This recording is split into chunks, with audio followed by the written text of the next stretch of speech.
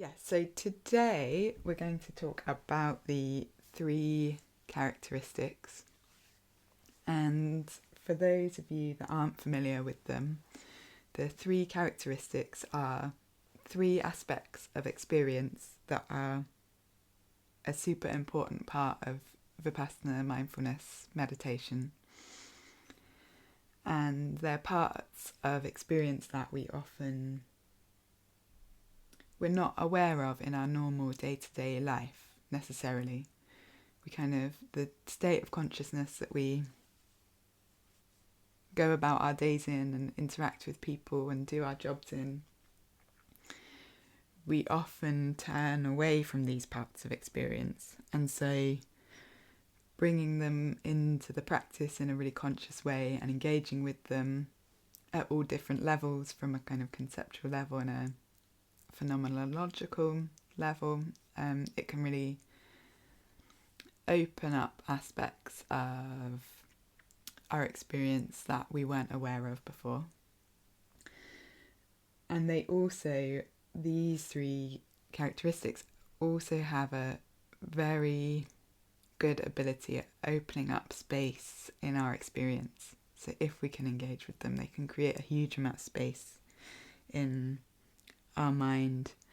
And the more spaciousness we have, the less suffering there is. So they're really useful in that way as well. And these three characteristics are impermanence, so the changing nature of everything, that's impermanence. Non-self, so the lack of kind of fixed identity or fixed self that we often believe that we have. It's non-self. And suffering, which can be translated lots of different ways. It's an interesting one. We use the word suffering a lot in English, but it can also be called, more specifically, kind of struggle or resistance, because we have different types of suffering in our experience. It's a very broad word, so it can be helpful to be more specific, or it can also be helpful to just generally talk about suffering. But that is the third characteristic, so impermanence, non-self, and suffering. And David's going to talk more about them and how to engage with them with the Vipassana practice, but I just wanted to do a heart-based practice based on them so that we can really make sure that we're connecting with them from a heartful place, so that it's not some kind of intellectual idea that we're bringing into practice. It's something that we're embracing, embodying, as well as being mindful of. And this feels important because if you kind of imagine or feel into your body in the same way that we're a body that's sat on the ground or sat on a chair, and then we have, if you work your way up, we have a heart and a heart space, and then on top of that we have a head with a mind and a brain in it. In the same way, we can almost imagine that our practice is,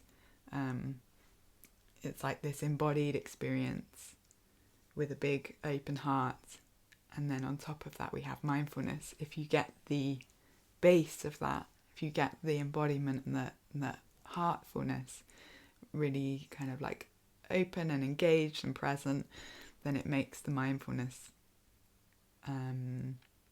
smoother and more stable, and just running better, rather than having the mindfulness kind of wobbling about on the top of in a top heavy way. So that's the objective of this practice, and we're going to go on a little imaginal journey of the heart with it. And the joke about my teaching is that if you have me as a teacher, you run the risk of turning your entire life into an imaginal journey of the heart.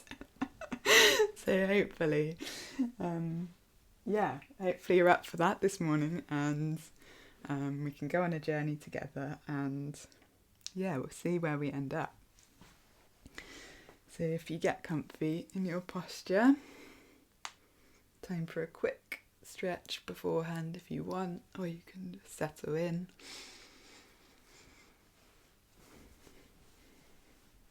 And start with a couple of nice slow breaths, breathing deep into the belly.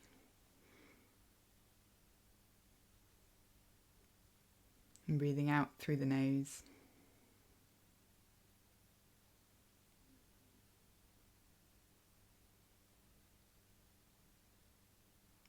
And just arriving in our bodies this morning.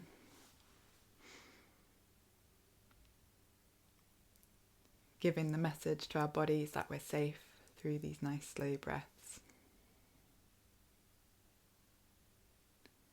We can relax and be here. We don't have to remain vigilant. And we can also remain vigilant if that's what's in our bodies.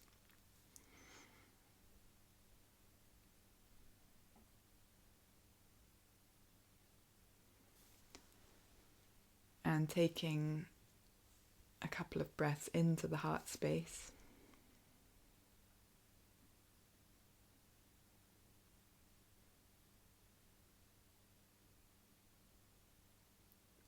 And firstly, just seeing how we're doing in the heart this morning.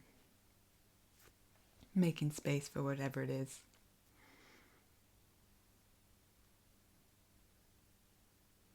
Whether it feels really open and expansive or constricted and tight. That's fine.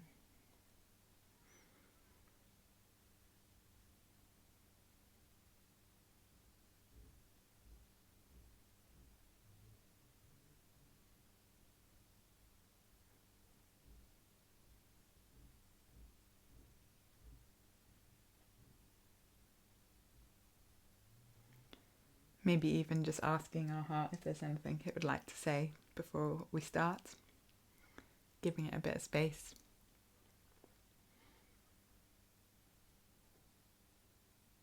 Making sure it feels included and listened to and welcomed.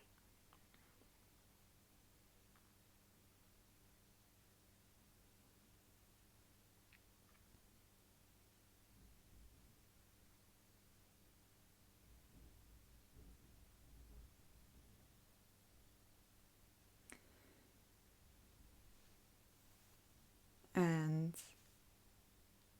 we're going to get a sense, see if we can get a sense of imagining our experience, and particularly our heart space, but including all of our experience.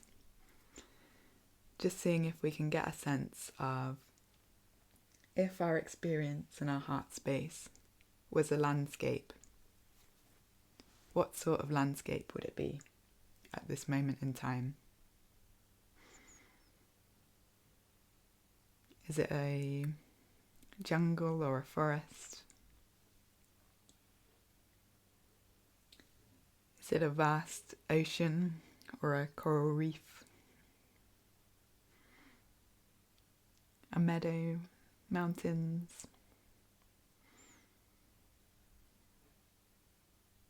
An island?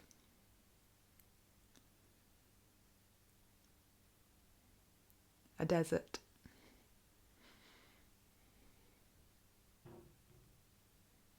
Just feeling into your heart space and getting a sense.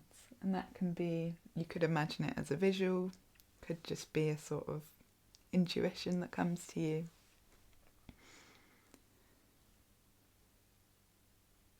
Could be sort of sensation, smells and feelings and tastes. However that happens for you, just letting it arise in that way. and getting a sense of what sort of landscape you're in or you're looking at.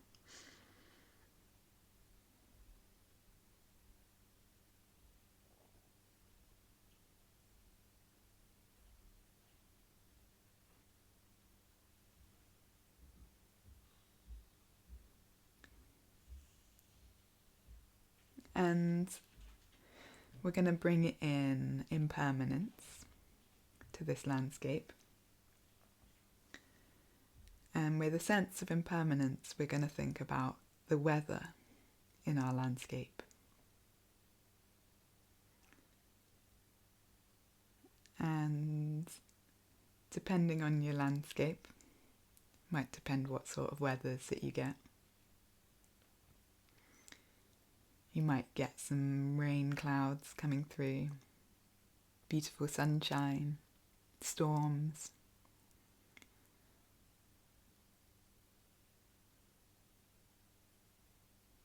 Everybody's landscape will get night and day.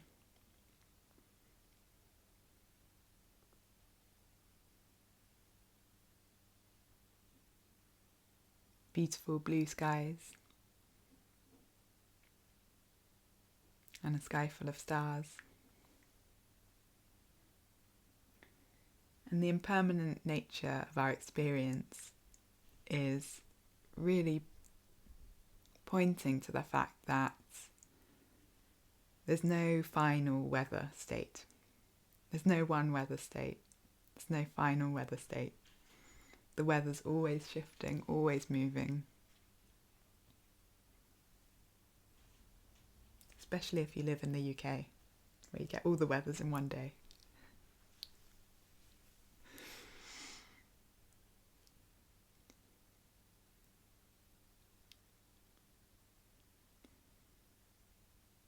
But this impermanent nature of it means that maybe we can make a bit more space around it. If we're in our landscape and we can feel the sun on our skin, we can really, just enjoy that moment, because we know it's not going to be like that forever. And if it's absolutely chucking it down, there's a huge storm, we can know that the storm's going to pass.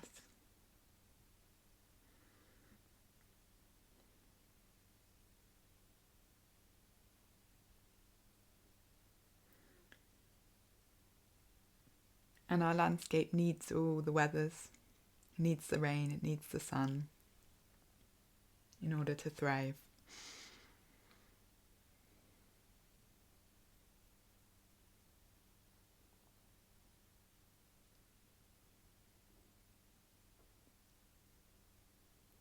So maybe in some deep part of our being we can be grateful even for the rain. And we can allow it to pass through our landscape.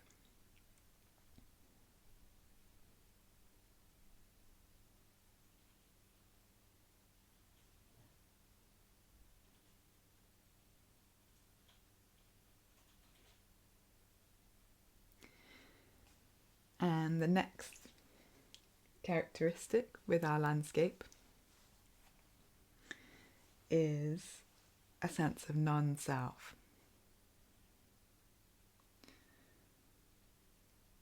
And with this, it's like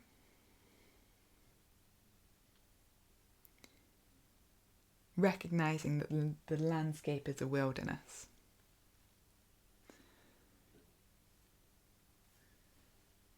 So it doesn't belong to us. We can't buy it and own it. We can't control it.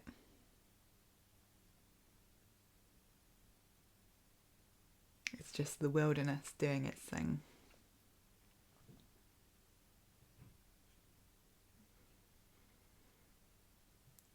And depending on your landscape, there may be different animals, different plants, different perspectives, different ways of engaging with the landscape.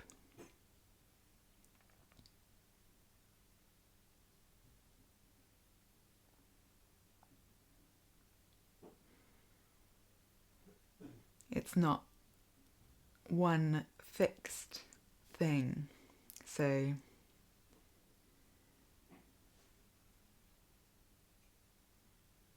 in my landscape, which is a jungle at the moment,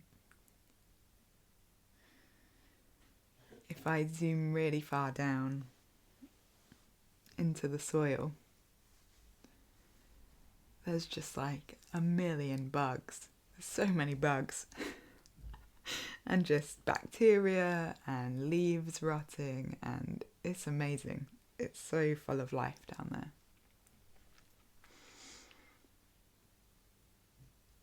And if I zoom right out almost to one of those sort of amazing drone shots that you see in nature documentaries of the canopy of the jungle, it's like an expanse, a vast expanse of the tops of trees, so really lush, really green.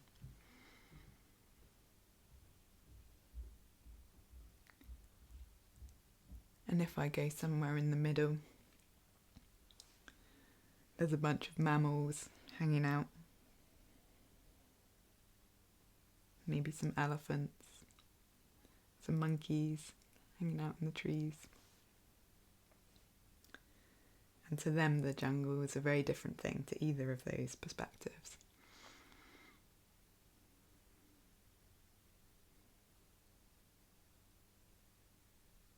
And none of those things captures what the jungle is. It's all of those things combined. And they're all just sort of happening by themselves. Plants thriving, animals doing what they do.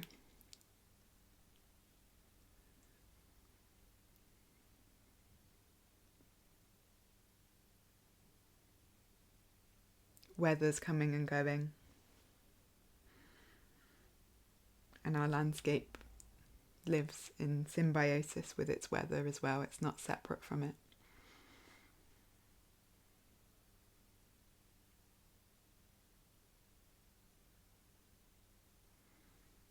And the boundary of where our landscape ends and someone else's landscape begins, or where it becomes a different landscape, is very unclear.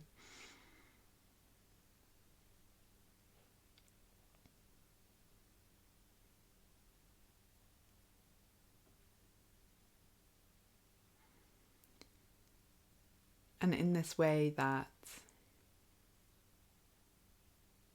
our landscape is just sort of endlessly creative, endlessly productive, endlessly full of detail, different perspectives, different ways of expressing itself. There's no fixed thing that you can land on to define this and say this is this landscape. Ourselves are the same.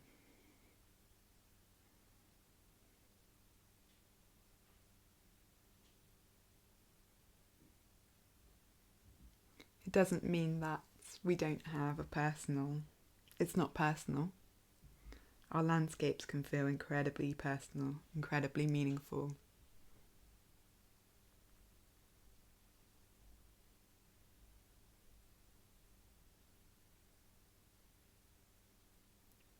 In the same way that our experience can feel incredibly personal and incredibly meaningful.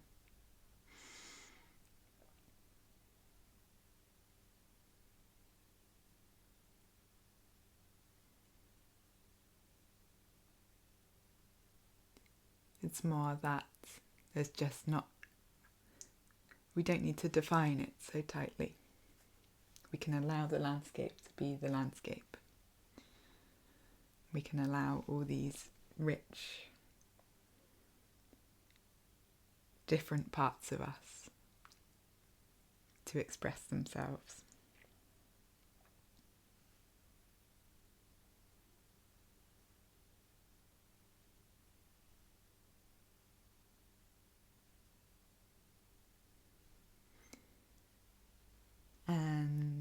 the final characteristic is suffering.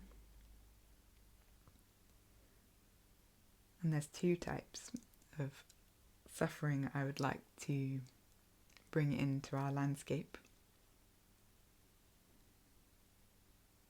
And the first one is the suffering of imperfection and separation. And when we look at our landscape, it's so much easier to look at a tree and go and think, not see the imperfections. Or see the imperfections and appreciate them anyway.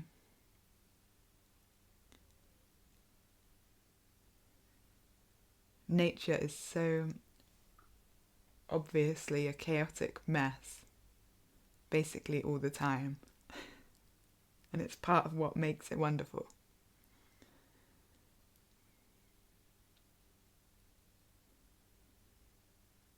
Animals chasing each other and fighting with each other and killing each other.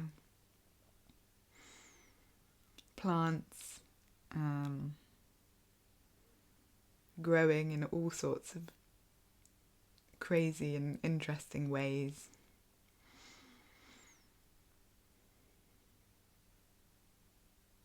If you think about the success rate of seeds, it must be tiny. A tiny percent of plant seeds must make it into full life. Nature's failing all the time.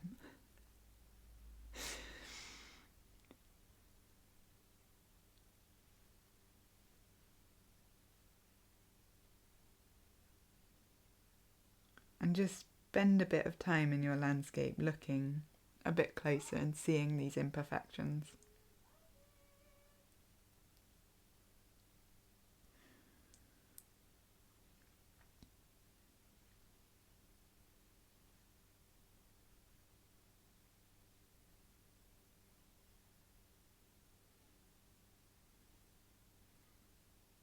And in this heart space, we can get a deep sense that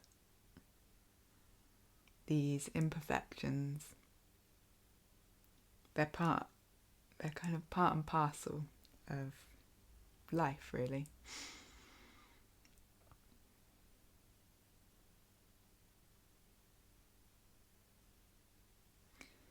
And maybe that sense of acceptance and allowing that we can feel towards nature, we can also create that towards ourselves and our experience.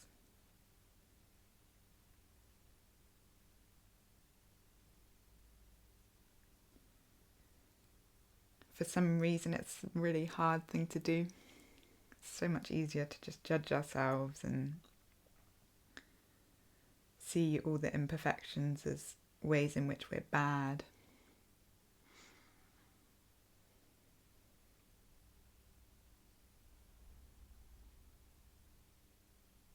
But maybe today, when we're engaging with the practice, we can touch on that deep sense of acceptance that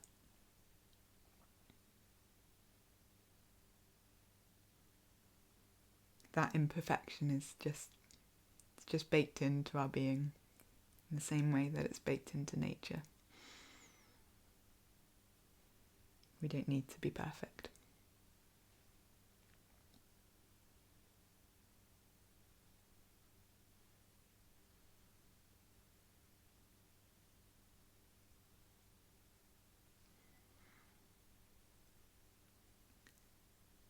And then the other type of suffering that I would like to talk about is the more bodily suffering that we experience.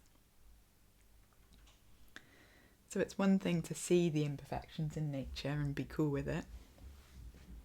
Very nice trait to cultivate.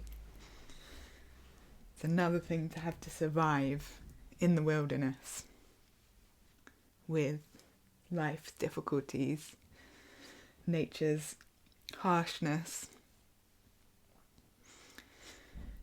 and yes, to look at the imperfections of a tree and accept it is beautiful, but if we have to walk through the landscape and we get stuck in a forest of brambles or stinging nettles or sea urchins if you're under the sea, or something, there's a tiger hunting you down. That's a different type of suffering. And we need to make sure that we're meeting our practice. We're engaging with our landscape with a deep sense of care for our bodies. So we don't have to plunge our way through a thicket of brambles if it's gonna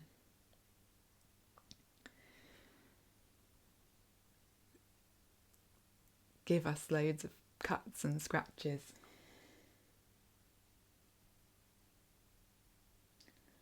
And if we find that we've found ourselves in the middle of a bramble patch and we have to struggle our way out of it, when we get out the other side, we really want to take some care of ourselves. Hold that with a sense of compassion.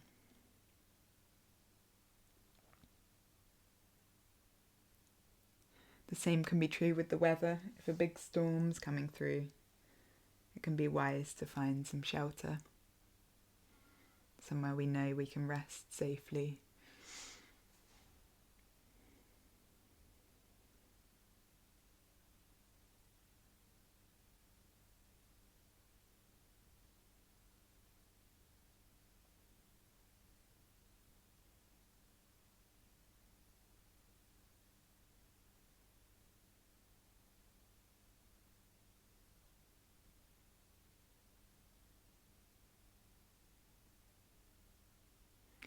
And just holding those two types of suffering.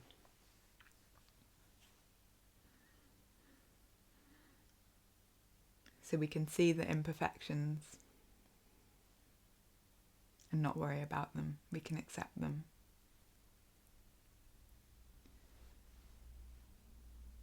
And we can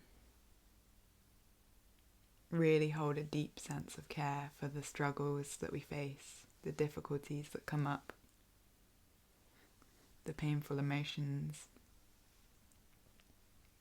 the bodily pain.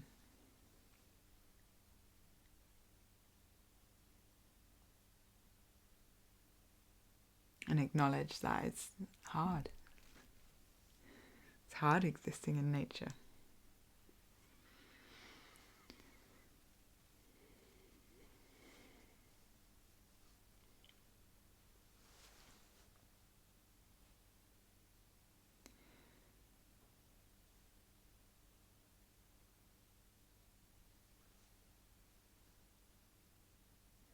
So we're just going to spend the last few moments hanging out with our landscape in whatever way that's present for you, whether it's an image, just a sort of very vague, intuitive sense,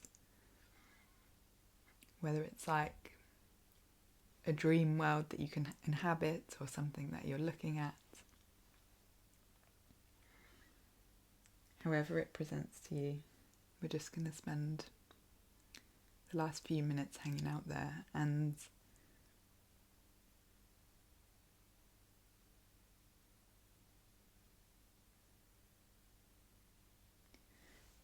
just notice the weather that's there at the moment. Notice some of the different aspects, the plants, the animals, the vista. And notice some of the imperfections.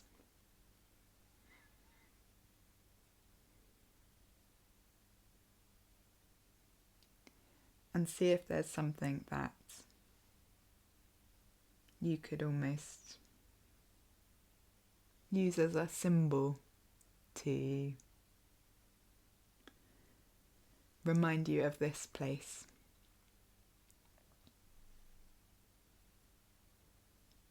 So that if you're struggling in practice with self-judgment or feeling like you're stuck in a permanent state and you're going to be stuck there forever, or worrying about what your practice says about you as a person, you can come back to this landscape and remember that in the same way that nature is just doing its thing, we're all just doing our thing, and it's all cool.